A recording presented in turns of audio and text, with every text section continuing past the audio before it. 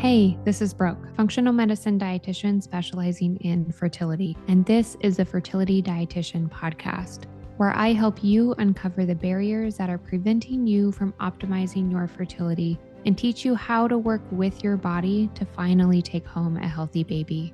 Each week, I will be diving into different topics on fertility and sharing my perspective on physiology, metabolic health, nutrition, and lifestyle approaches that have helped hundreds of couples get pregnant even after years of heartache. My goal is to empower you with the knowledge you need to take back control of your fertility. Happy listening. Today, we're going to be talking about luteinized unruptured follicle syndrome, or LUFS.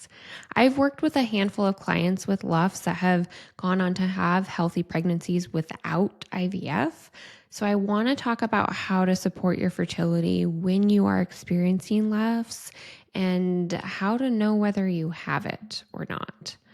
LUFS is when a follicle develops but does not fully rupture. So an egg is not actually released and you're not actually able to have the option of conception that cycle. The follicle can still produce progesterone, making the cycle look somewhat normal with signs of ovulation like cervical mucus and LH rise detected by ovulation predictor kits or LH strips, and then a period typically following 1 to 2 weeks after ovulation.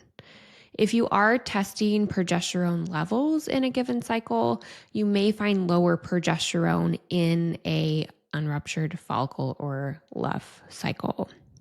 A LUF cycle is predicted to occur in about 10% of all menstrual cycles in all women, but more often, like up to 25% or even 43% in women that are struggling to get pregnant.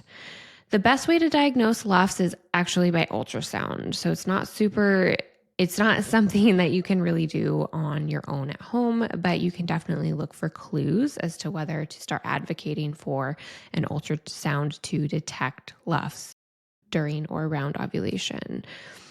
If LUFS is diagnosed, the standard first-line recommendation is to try ovulation induction medications and trigger shots to try to get the follicles to rupture.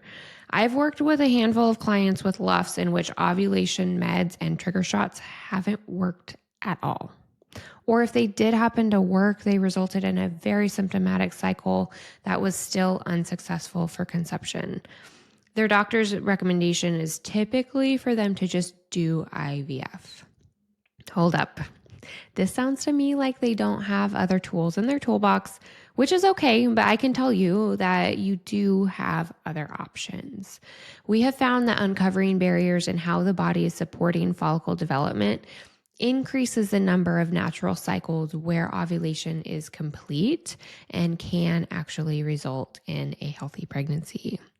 We do know that there are other diagnoses linked to LUFS, including endometriosis and PCOS. Remember, though, that these diagnoses are not the root cause of LUFS. We have to dig deeper to learn what is triggering these conditions. But if you do have other diagnoses like endometriosis or PCOS, LUFS may be something you want to start asking some questions about.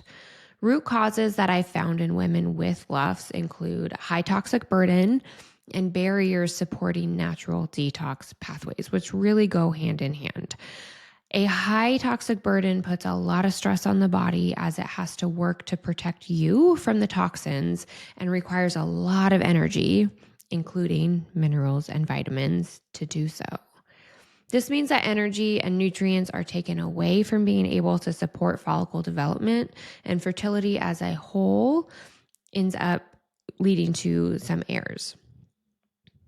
Like LUFS, for instance, are just more common when there are more errors happening in the whole fertility process.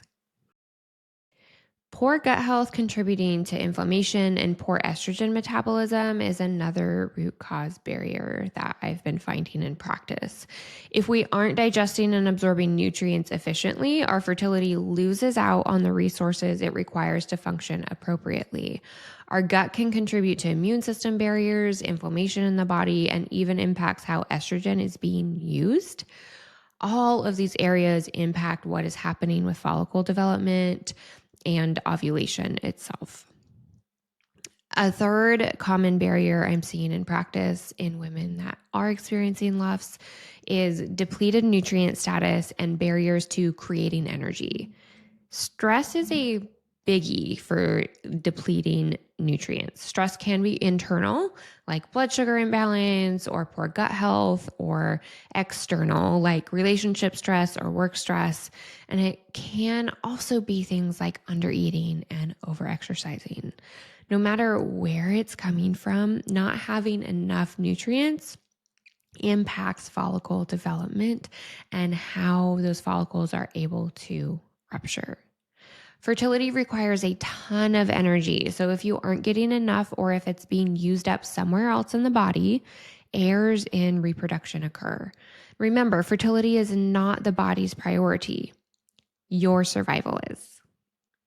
So if you're thinking you might have LUFS or you have been diagnosed with LUFS, there are a few things that you can start doing right now.